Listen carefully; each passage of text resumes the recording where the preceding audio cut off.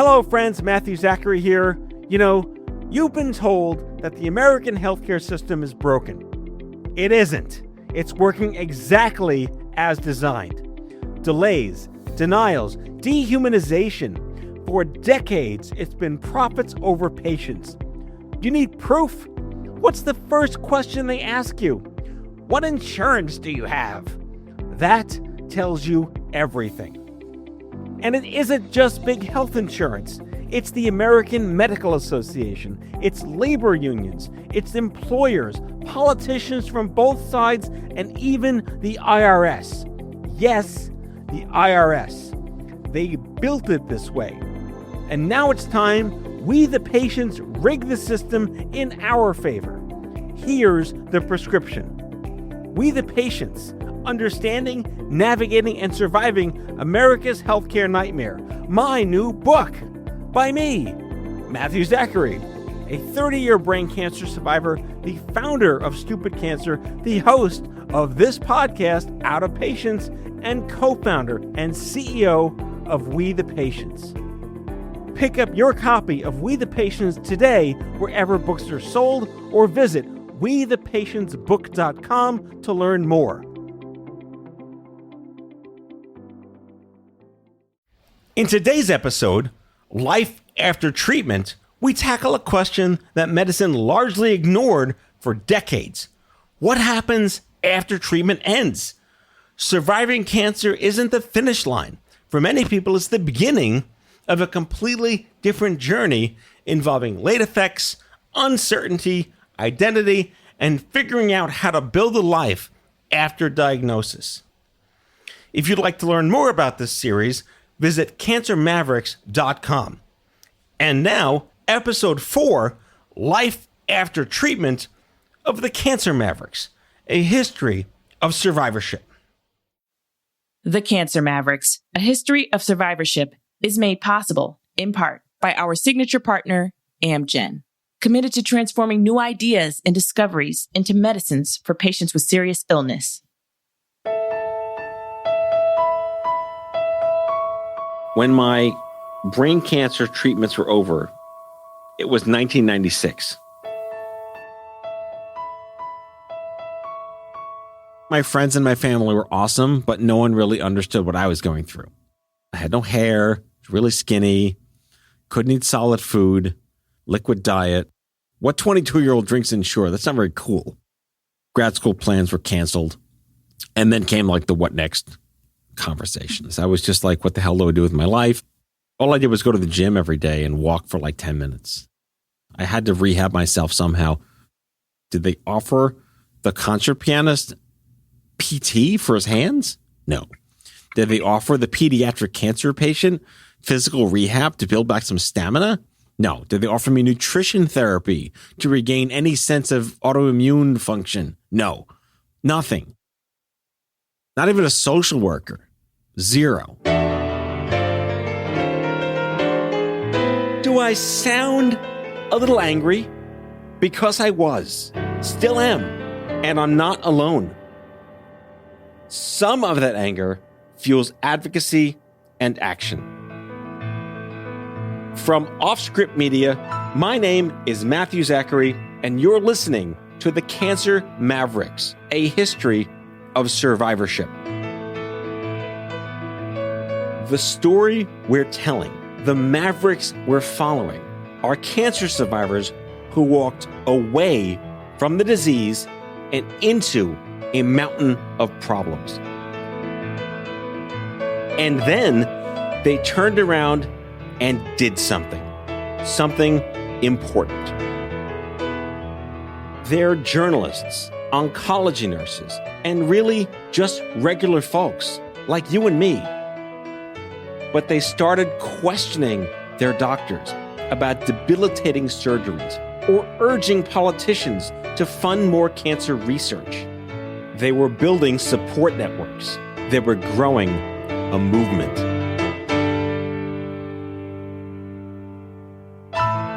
By 1998, when NCCS leaders organized the March to Conquer Cancer, tens of thousands of people were rallying in the streets of D.C., survivors side by side with politicians. Some might say that I'm a cancer survivor, but if you ask me, I'm a cancer conqueror. Well, we're here today because we want to be the generation that wins that war against cancer. Today we say no more cancer, no more waiting, no more pain. In an article in the Washington Post, reporters described the crowd as an indicator of cancer's trek through every racial, socioeconomic, and generational subset. At that time, there were 8 million survivors in the United States. Today, 23 years later, that number has more than doubled. Let's just pause for a moment.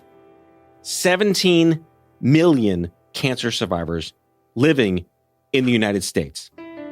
That's an amazing number, right? Now think about each one, struggling through the up complications of cancer. They tend to put up a brave front because after treatment ends and they ring the bell or you have balloons and celebration in the chemo room, it's not over for the patient. You know, the family thinks it's over. The people who are taking them to get their chemotherapy treatments or providing food at home, they think, oh, gee, you know, you're on your way to recovery. That is Dr. Patricia Gans. I call her Patty. I'm a physician and medical oncologist. Understatement, if I ever heard one. She's a badass. I've treated all different kinds of cancer patients over my career, but I've been interested in the post-treatment aspects of cancer since the 1980s and was one of the founding members of the National Coalition for Cancer Survivorship in 1986. She spent the last 40 years doing research on late effects of cancer and teaching at UCLA. Oh yeah, and? I'm actually the Associate Director for Population Science Research at the Johnson Comprehensive Cancer Center, as well as a professor in the School of Public Health and the School of Medicine. Gans says the celebrations and ringing of the bell are an exciting final stop on the cancer ward. Months of chemo, radiation, surgeries, and other treatments are over. And yes, it looked like it worked. But to a cancer survivor, there is a lot of new work to do. For that person, it's just the beginning of a journey to try and get used to what's called the new normal. In this episode, we're going to zoom out a little and capture a snapshot of that new normal. It's a term that I have mixed feelings about, but it also kind of just really fits. Starting off this new normal, well, there's no pretty way to describe the effects cancer has on one's body. It's hell. My whole chest was radiated, which means that all my organs have been compromised in some way. And for some reason, I can't absorb nutrients. I'm very skinny. I weigh as much as a mosquito. I had a constant level of fatigue. I just feel like I never get quite enough sleep. Sometimes I'll be walking and I can't feel my feet against the pavement. It just feels like sand. It just feels like sand and a bunch of needles. It impacted my fertility, so we were not able to have our own children biologically. I was running late, and I took off to run, but I could not run. Like, in my mind, I was running. My body was not physically ready to run. My muscles weren't there. The physical harm we do to people in order to cure the cancer is quite profound. Patricia Gans, When I started my training as an oncologist in the 1970s, patients were still losing their limbs for a bone tumor. They were having radical mastectomies. They were quite disfiguring and complicated. Today, treatments have improved so much, and amputations are rare. Many of those 17 million cancer survivors likely would have had a very different fate 20 years ago. But their life-saving treatments have also been toxic. In a substantial number of individuals, 15, 20, 25%, persistent symptoms that just don't go away. It may take a year or two for most people to get better, but there's a segment of the population who will have ongoing physical symptoms, which may interfere with their ability to work and function. Many survivors describe a mental fog known as chemo brain.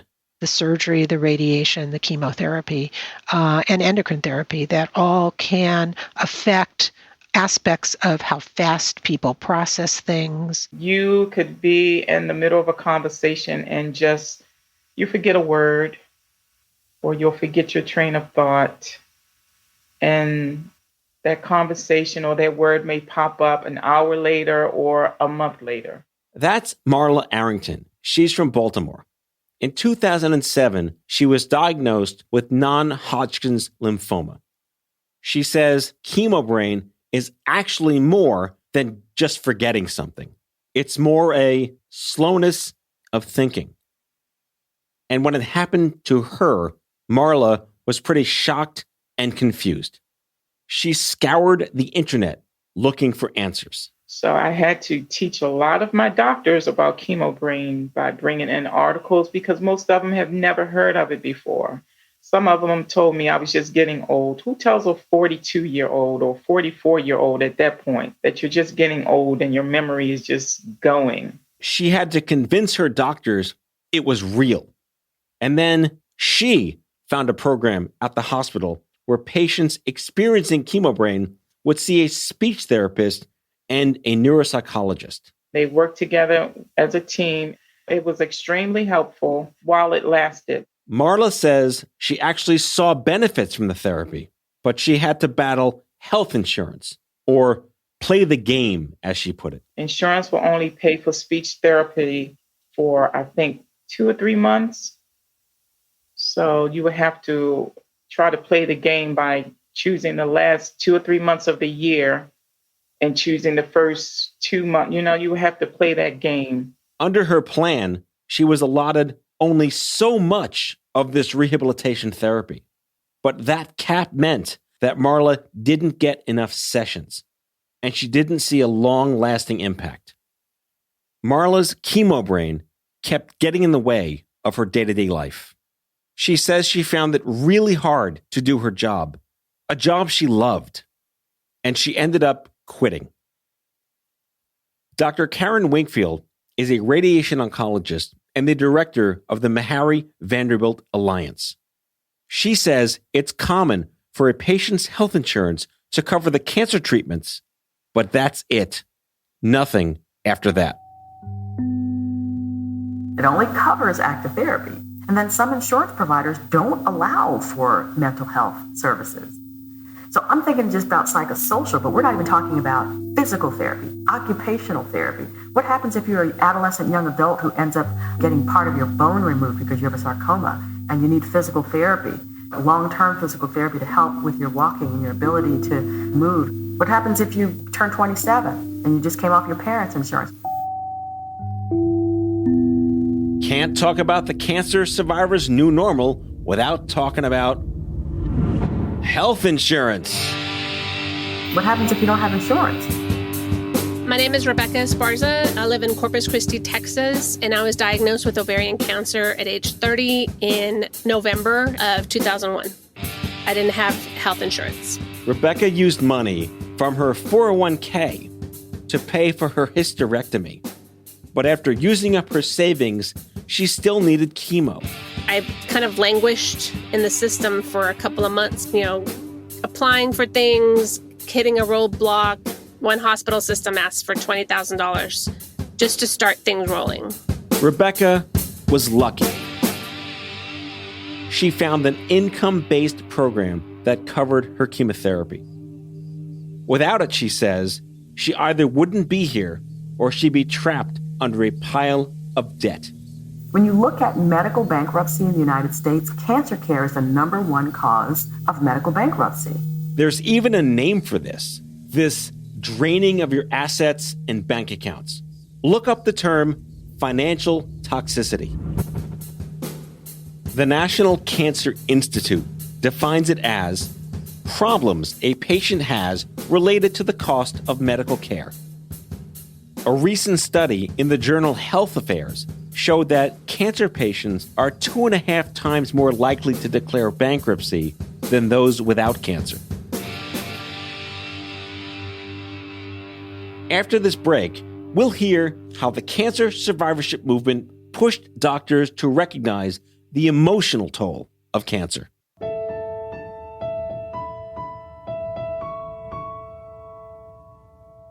Additional support for the Cancer Mavericks, a history of survivorship, is made possible by the following partners: Bristol Myers Squibb, Daiichi Sankyo, Merck, Seagen, Takeda, Pharmacyclics, an AbbVie company, and Janssen. Learn more about these supporters at cancermavericks.com.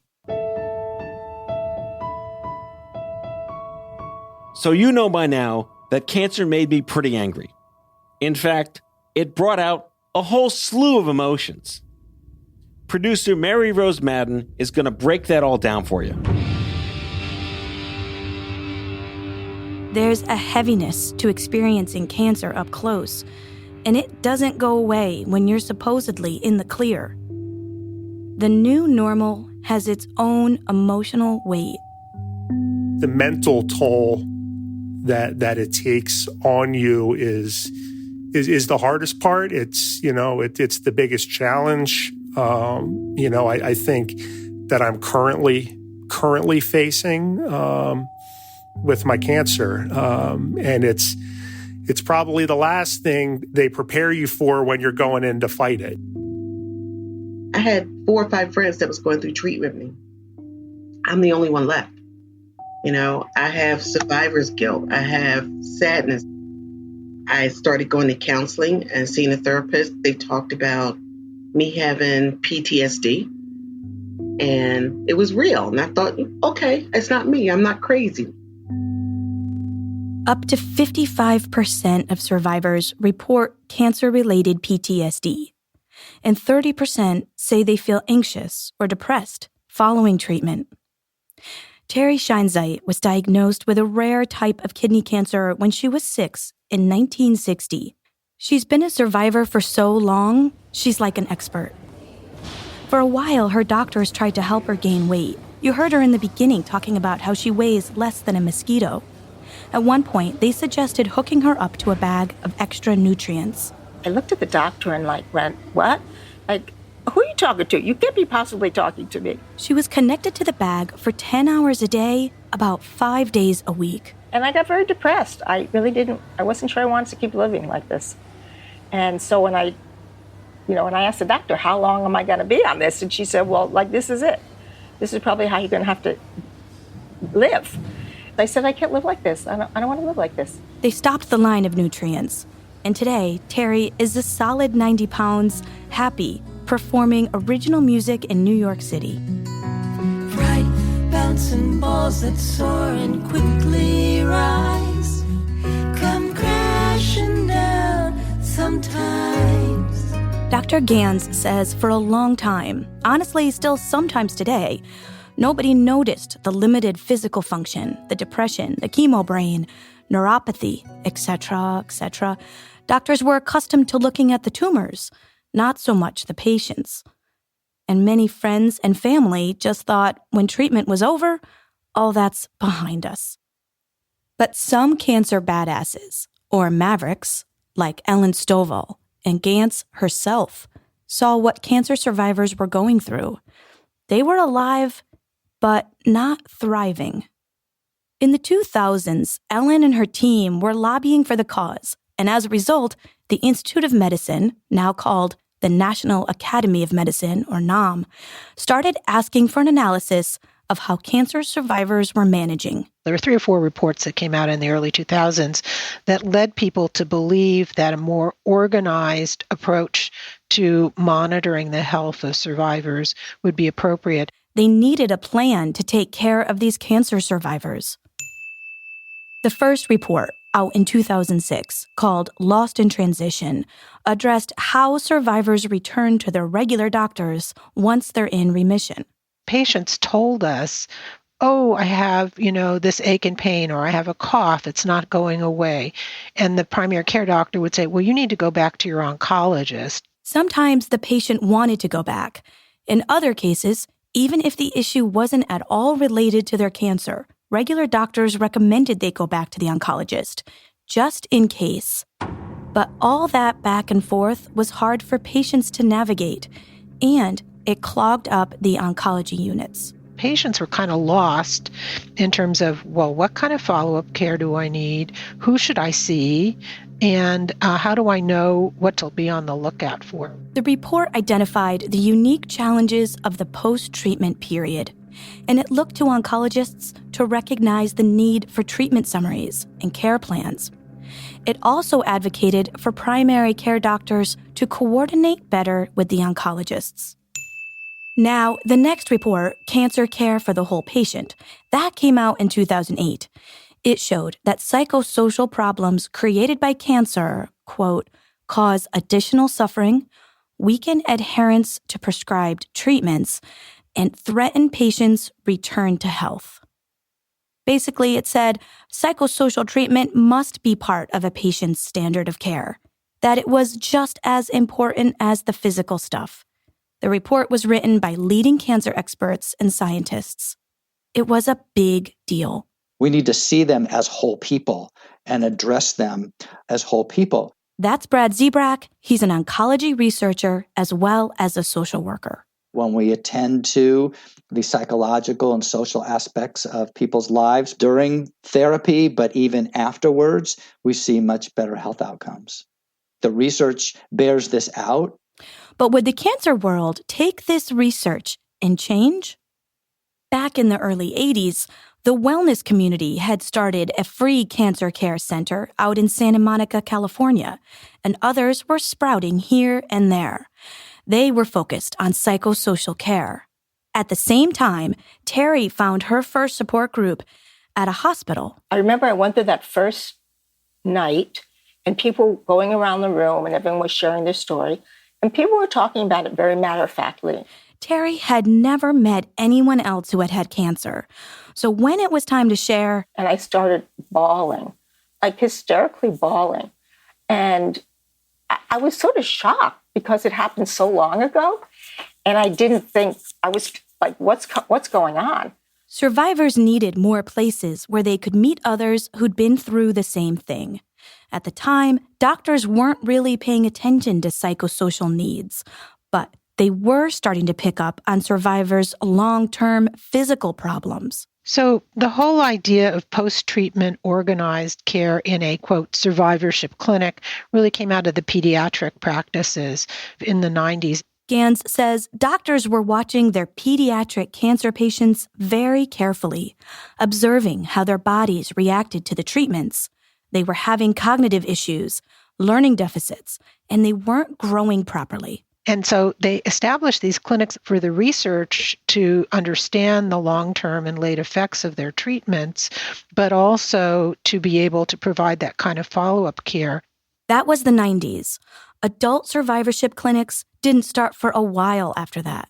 I would say that we didn't really see much in the way of adult survivorship clinics in a formal way until the 2000s. And that was only in very selective places and a handful of hospitals or cancer centers. But the organized care was sorely needed. Now, remember those reports we mentioned? Gans chaired the last big one for the National Academy of Medicine. The researchers and writers were trying to sound the alarm about the need for better survivorship care.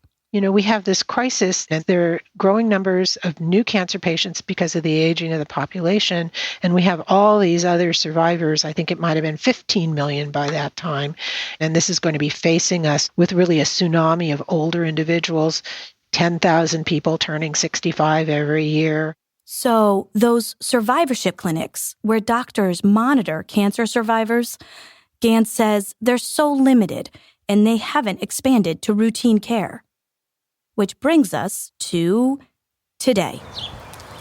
Today, we have 17 million survivors trying to forge through a new, rather messed up normal. A new abnormal, if you will.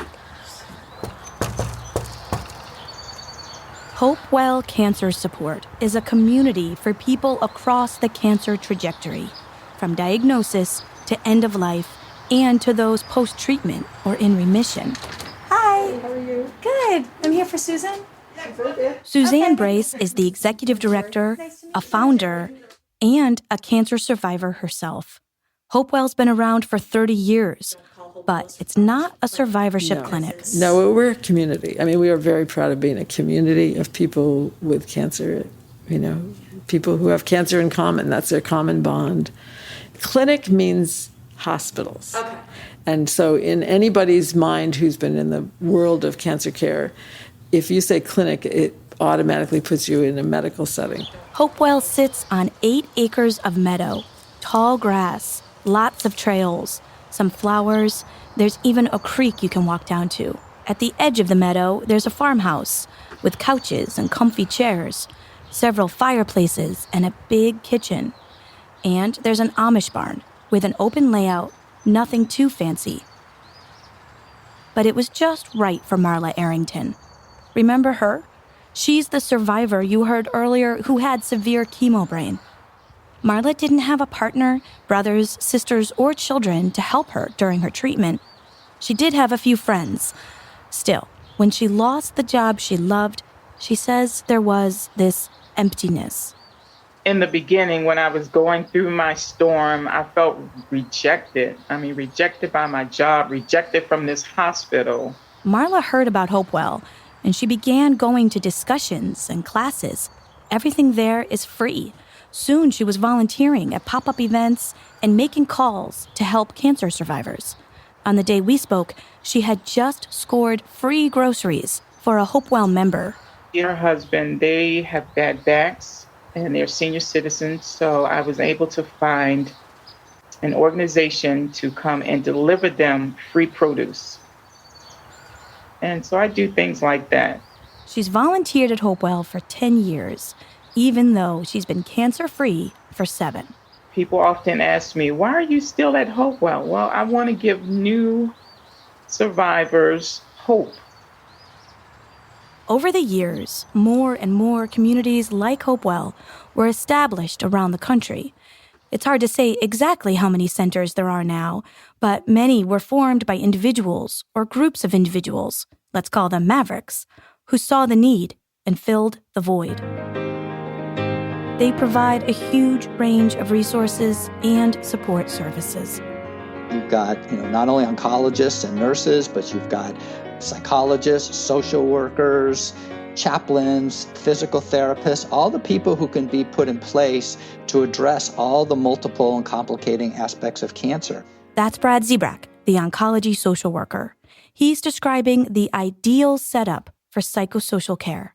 We're at a point now where some centers have it, some centers don't. There's really inconsistency across the country. Dr. Gans says what type of survivorship care you get really depends on where you get your cancer treatment. Physicians in oncology vary in their interest in taking care of the whole person. It's like they've identified the problem. They've even identified some solutions. But the people who are most likely to benefit from those types of supportive care services don't have access to them, don't use them, and therefore don't benefit from them. And I think we're still struggling with those inequities in the healthcare system today. My name is Bridget Hempstead, and I live in Seattle. Bridget remembers her experience in 1996, trying desperately to get a mammogram. my doctor, she did the exam, and then she asked me a laundry list of questions. And then she began to tell me reasons why I didn't need to get a mammogram. And the last reason she told me was, you don't need to get a mammogram because you're African American and it doesn't affect your community. And at that point, I kind of stopped breathing. And I looked at her and said, I want a mammogram and I want it now. A much more forceful voice. Turned out, Bridget had breast cancer. Her doctor called and apologized, said she'd been taught that Black women didn't need to get mammograms. 3 days after being diagnosed with cancer, Bridget started an organization called Sierra Sisters. They've been supporting other Black breast cancer survivors for 25 years. Today, compared to whites, Black Americans have a 39% higher risk of dying from breast cancer. But back when Bridget was diagnosed, you didn't hear about that. In 1996, all you saw were white women celebrating that they're breast cancer survivors. The reason you didn't see Black women is because our voices were discounted when we came in with signs and symptoms, and the Black women were dead.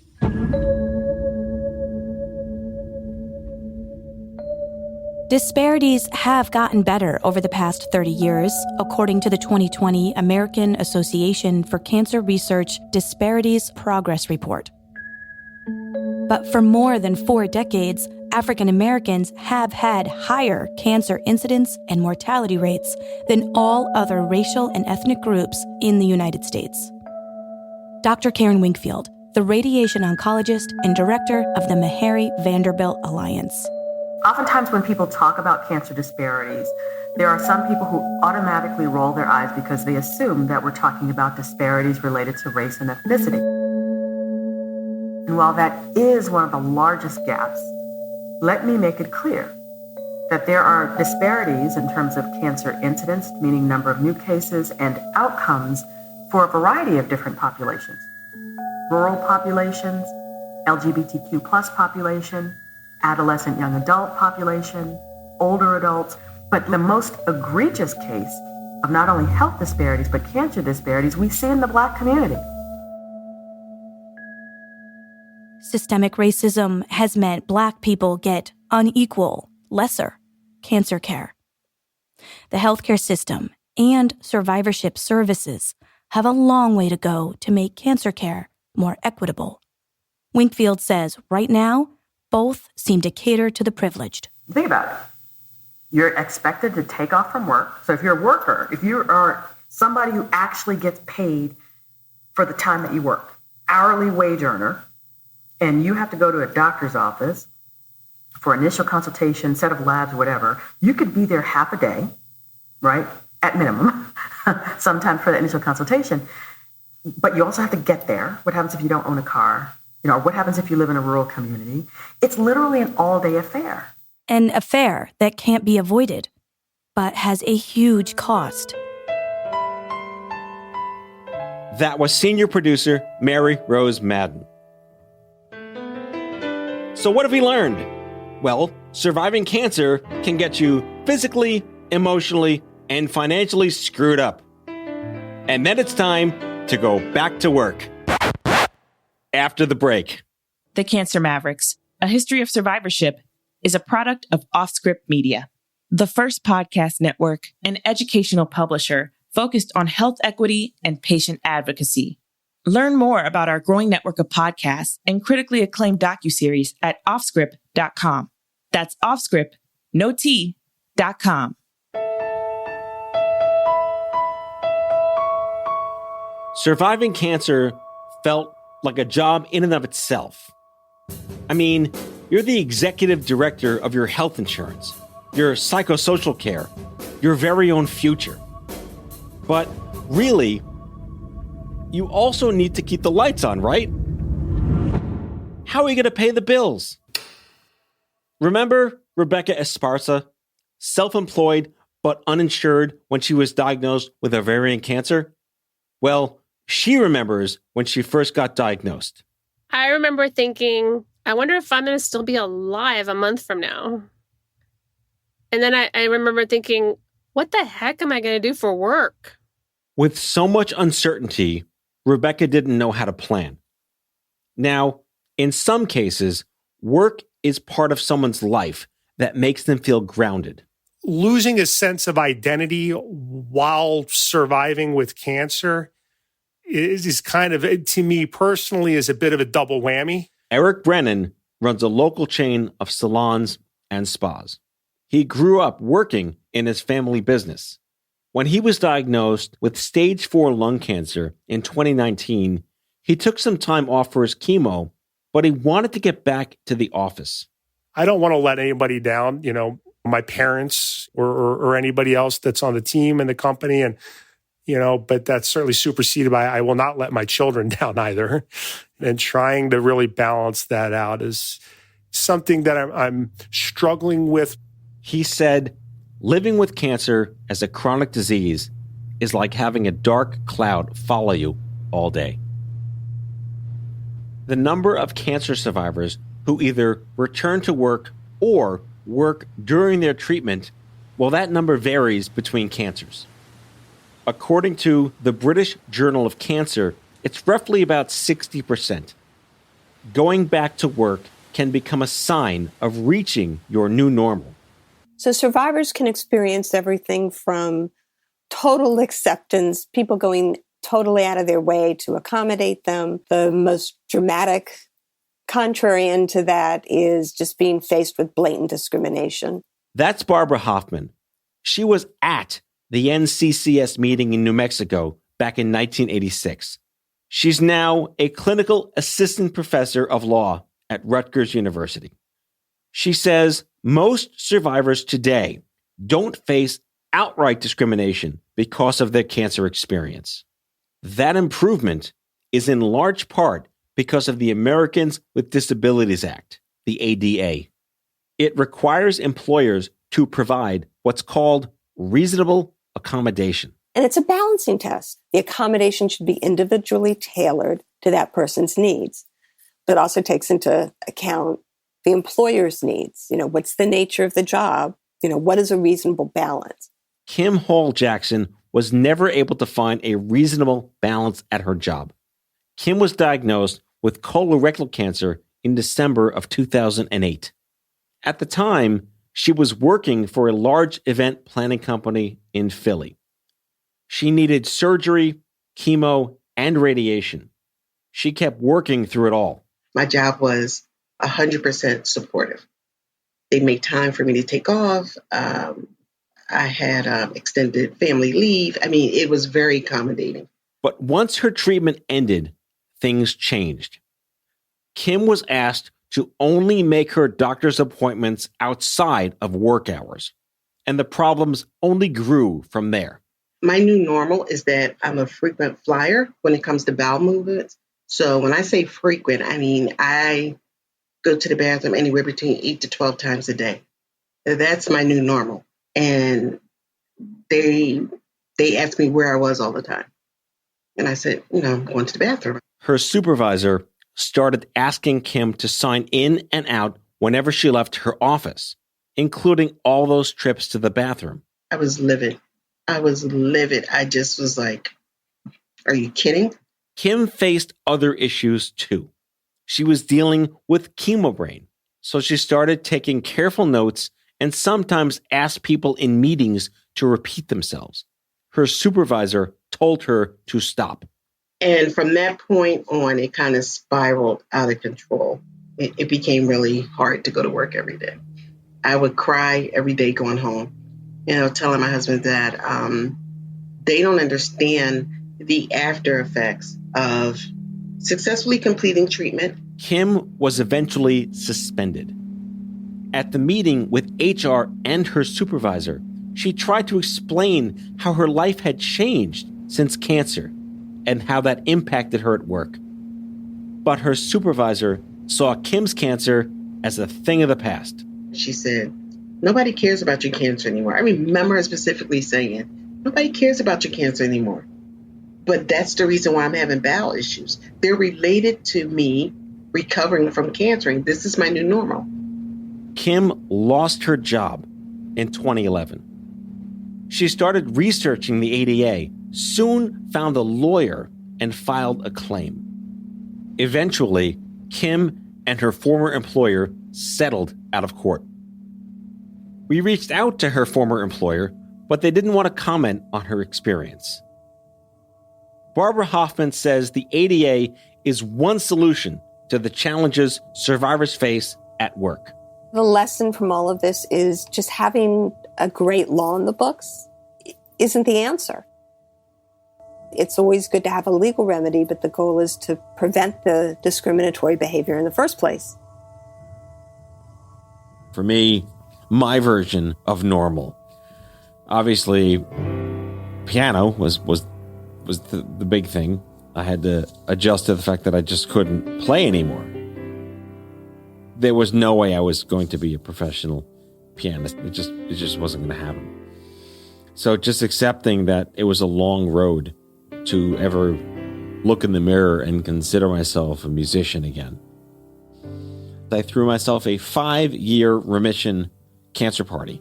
Before the word cancerversary was a thing, no one threw themselves remission parties. I feel like I was the first person to throw a cancer bash mitzvah in January of 2001. I threw this big party. I spent all this money, rented a grand piano at Metronome Restaurant on 21st Street and 5th Avenue.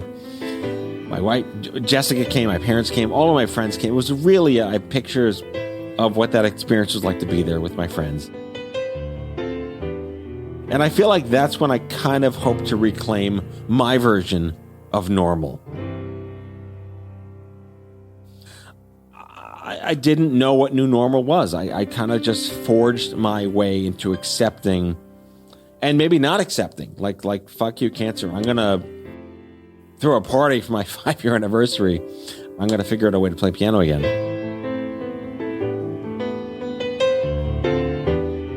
And I did. Maybe I'd never be able to play piano like I did before. But that's not the point.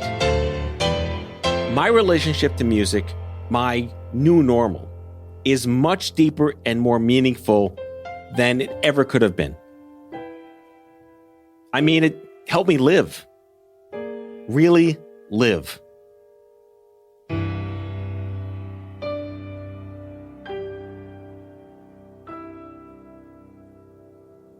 Next time on the Cancer Mavericks, you'll hear from the survivors who formed the alliance that set off the young adult cancer movement. I mean, it was a very heady time. We were all on fire. We were evangelical, you remember? We all recognized each other as feeling the same and wanting to do the same thing. This is the Cancer Mavericks, a history of survivorship. And I'm Matthew Zachary. Thanks for listening.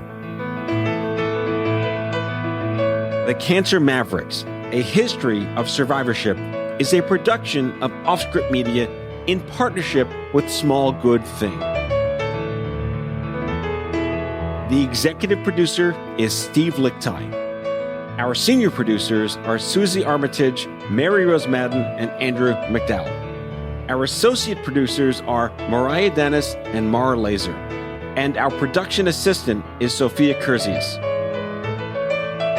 Sound design and mixing is by David Schulman, and our music is composed and performed by me, Matthew Zachary. For more information about this series, visit cancermavericks.com. That's cancermavericks.com.